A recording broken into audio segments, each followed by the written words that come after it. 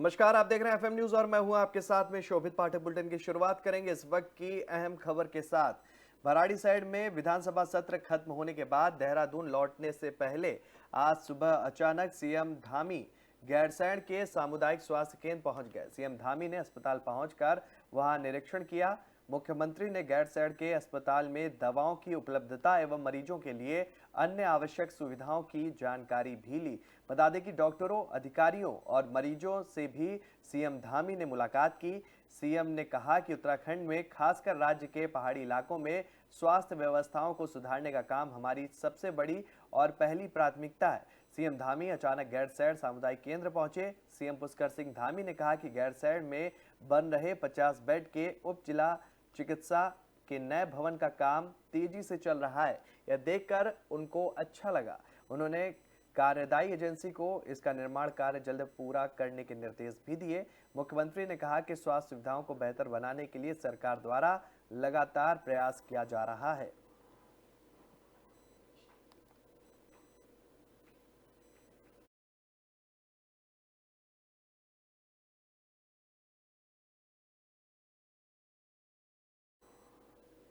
उत्तराखंड के पुष्कर सिंह धामी सरकार ने भर्ती परीक्षाओं में धांधली की सीबीआई जांच को लेकर हुए प्रदर्शन के दौरान दर्ज केस को वापस लेने का फैसला लिया है। गैरसैंण के भराड़ीसैंण में विधानसभा में सीएम धामी ने इस संबंध में बड़ा ऐलान किया। उन्होंने कहा कि पिछले दिनों देहरादून में पथराव के बाद युवाओं पर लाठीचार्ज हुआ था और इस मामले में कुछ बच्चों पर केस दर्ज किए गए। ऐसे में जिन छात्रों को आगामी परीक्षाओं में भाग लेना है, सरकार उन पर दर्ज मुकदमे वापस लेगी। सीएम धामी ने कहा कि युवा हमारे भविष्य हैं, हमारी सरकार उनके हितों के लिए प्रतिबद्ध है। विपक्ष को भी उन्होंने युवाओं के आंदोलन में इस्तेमाल किए जाने पर निशाना साधा। सीएम पुष्कर सिंह धामी ने विपक्ष से आग्रह किया कि नकल विरोधी कानून का विरोध करने के चलते वे युवाओं को सड़क पर न उतारे और सरकार युवाओं के बेहतर भविष्य के लिए नकल विरोधी कानून लेकर आई है। सीएम धामी ने बजट सत्र के चौथे दिन सदन में अपना वक्तव्य रखा। इस दौरान उन्होंने बजट को लेकर वित्त मंत्री प्रेमचंद अग्रवाल और उनकी टीम को बधाई भी दी। साथ ही युवाओं पर दर्ज कराए गए केस को लेकर भी उन्होंने विशेष रूप से दिशा निर्देश जारी किया।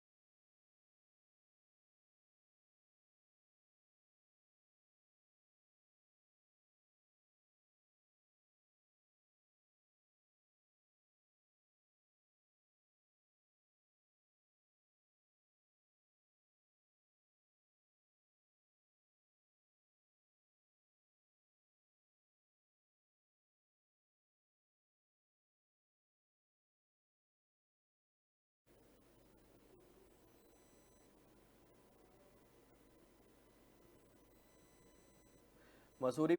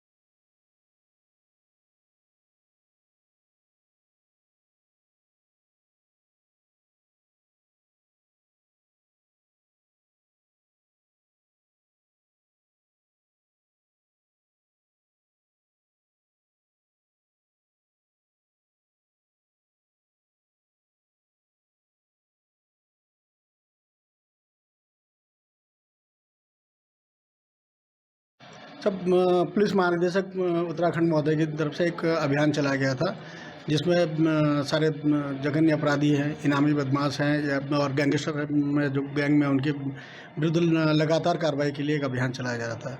उसी अभियान में का भी एक हिस्सा है। यहाँ थाना मसूरी में सन 2017 में एक अज्ञात बालिका का शव मिला था, पहचान हुई उसकी, उसके बाद उस पर मुकदमा कायम हुआ। विवेचना में कुल मिला के 9 फरार अभियुक्त नजर आए, वो प्रकाश में आए थे। उनको अलग अलग स्थानों से अब तक गिरफ्तार किया जा चुका है। इसमें 2 अभी शेष थे, जिनमें 25-25 हज़ार रुपये के डीआईजी महोदय द्वारा इनाम घोषित किए गए थे, जिनमें एक जयकरण साहनी हमारे हाथ आया है। इसके लिए भी हमने बहुत लंबी प्रयास किए। पिछले 1 महीने से इसका जो निवास है सीतामढ़ी, वहाँ से ये पता चला था कि ये नेपाल से आता जाता है। वहाँ 1 महीने से हमारी टीम वहाँ थी और इसको सीतामढ़ी नेपाल बॉर्डर से गिरफ्तार करके ट्रांजिट कैंप पे लाया गया है और आज इसे माननीय न्यायालय के सामने प्रस्तुत कर रहे हैं। और बढ़ते हैं अगली खबर की तरफ। उत्तराखंड में बुधवार दोपहर बाद मौसम ने करवट बदली और बारिश शुरू हो गई। राजधानी देहरादून में बूंदाबांदी हुई तो मसूरी में जमकर बारिश के साथ ओलावृष्टि भी हुई। वहीं यमुनोत्री घाटी और कुमाऊं में पिथौरागढ़, बागेश्वर व नैनीताल में भी जमकर बारिश देखी गई। वहीं मौसम विभाग ने अगले 5 दिन मौसम में उलटफेर की संभावना भी जताई है। बता दें कि पर्वतीय क्षेत्रों में बारिश और ओलावृष्टि का येलो अलर्ट जारी किया गया है।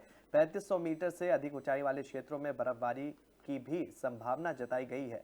मौसम विज्ञान केंद्र के निदेशक विक्रम सिंह ने बताया कि उत्तराखंड के पर्वतीय इलाकों में 16 से 20 फरवरी तक हल्की से मध्यम बारिश हो सकती है और इसके साथ ही ओलावृष्टि और बिजली गिरने से जान माल के खतरे की संभावना भी जताई गई है।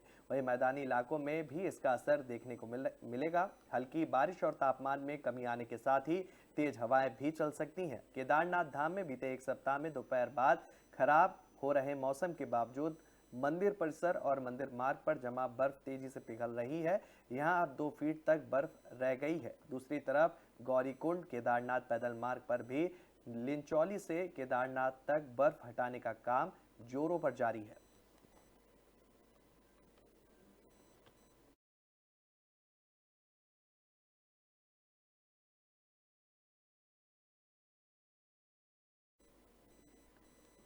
गैरसैंण में कांग्रेसी युवाओं ने मुख्यमंत्री पुष्कर सिंह धामी को काले झंडे दिखाकर विरोध जताया।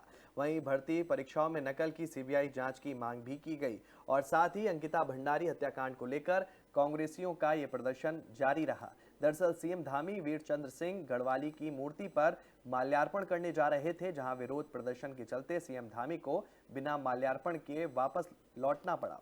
वहीं उस पूरे मामले में बीजेपी प्रदेश अध्यक्ष महेंद्र भट्ट ने कांग्रेस की कड़े शब्दों में निंदा की। महेंद्र भट्ट ने कहा कि दोनों ही प्रकरण में जहां जांच चल रही है और हाईकोर्ट सरकार की जांच प्रक्रिया की तारीफ भी कर रहा है, वहीं कांग्रेस ने सीएम को काले झंडे दिखाना कांग्रेस की गलत मानसिकता को दर्शाता होने की बात कही है। बीजेपी अध्यक्ष ने कहा कि कांग्रेस मुद्दाविहीन हो चुकी है और इसलिए ऐसे अनर्गल आरोप लगा रही है।